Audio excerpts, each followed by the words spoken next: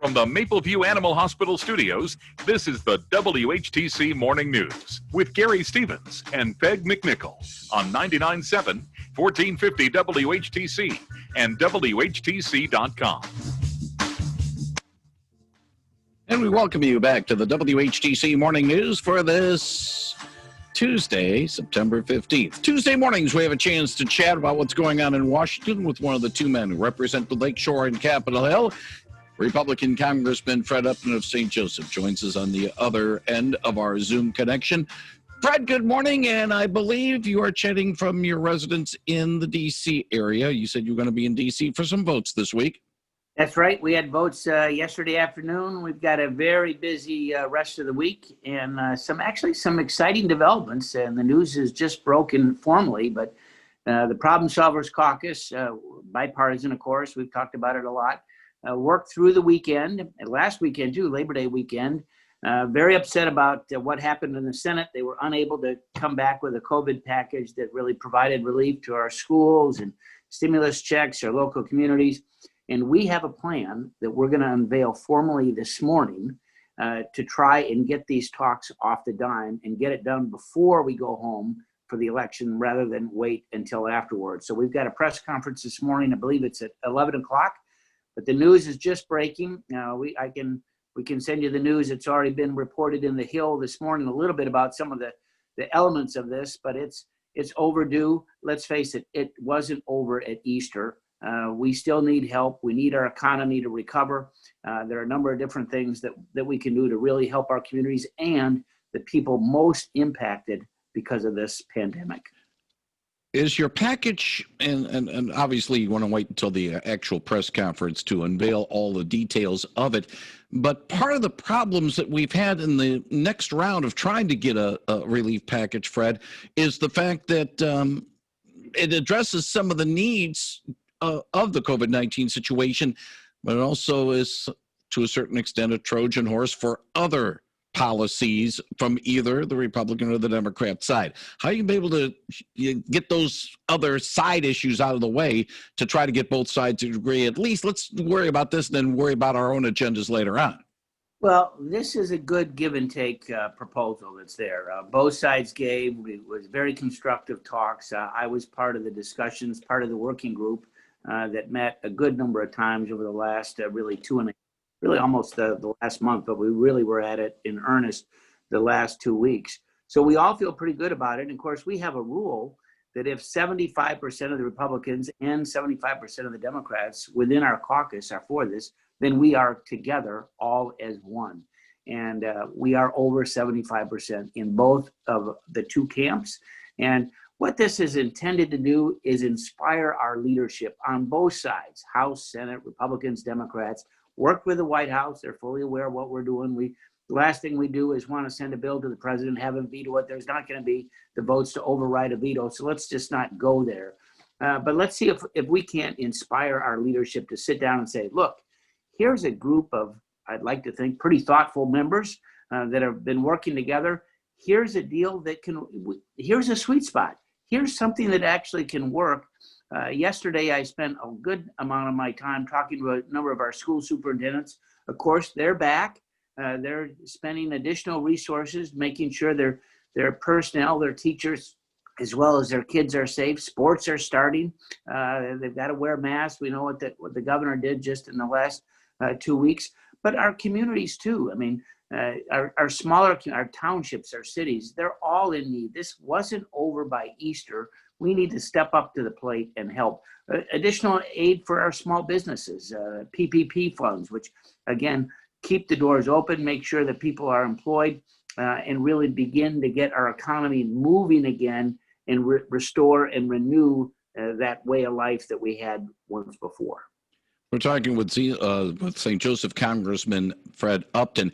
Remarks attributed to Treasury Secretary Steven Mnuchin on CNBC earlier this week.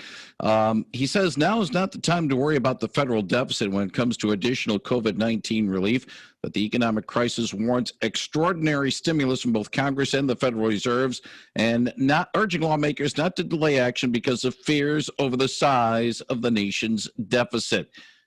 Be honest with you, Fred. those are legitimate fears that we're sort of kicking this big barrel down the road, and the payment for some of these things will be happening on not just us, but children and grandchildren. We hear that a lot. Well, that's right. And, remember my background. I worked for President Reagan a lot of years ago at the White House. I'm pretty much a Jack Kemp Republican. Deficits do matter, and we need to address the urgent needs of our people. That is for sure. But let me just say, we won't recover unless we do another aid package. We need to get our economy moving again. It can't be too extreme in terms of the package. And you'll remember that the House passed bill, which I oppose, and actually a good number of Democratic members of the Problem Solvers Caucus oppose it as well. But it was a purely partisan exercise last May. It was over $3 trillion. The administration opposed it as well. Was never going to get out the front door, that is for sure. But Mnuchin said, let's work together. Let's get something that's reasonable to get it done. He's well aware of our Problem Solvers Caucus proposal today, and I'm hoping that we can. He's with us. We need to get together and address these urgent needs, knowing that without it, our economy will only be in a deeper hole down the road. We're talking with for St. Joseph Congressman Fred Upton. Yesterday, your office sent out a release saying that your office has sent a letter to the Michigan State Housing Development Authority calling on that authority to expedite the release of emergency solutions grants relief funds to help those in Southwest Michigan facing homelessness. The money might be there. It's time to get it to the people that need it, right? Well, that's right. I had a roundtable discussion that was really featuring HUD Secretary Ben Carson was in Kalamazoo a couple weeks ago now. And part of that discussion was from some of our really leading advocates trying to help those that are homeless, saying that we know that Congress appropriated the money. We know that the money came to the state, but where is it? We haven't seen it come down from Lansing. And so hopefully this letter is going to spring that out, and we'll see what happens. I'm going to be waiting for a response. Well, let's take a call. Somebody would like to chat with you for a moment. Fred, good morning. You're on the line with Congressman Fred Upton. Good morning.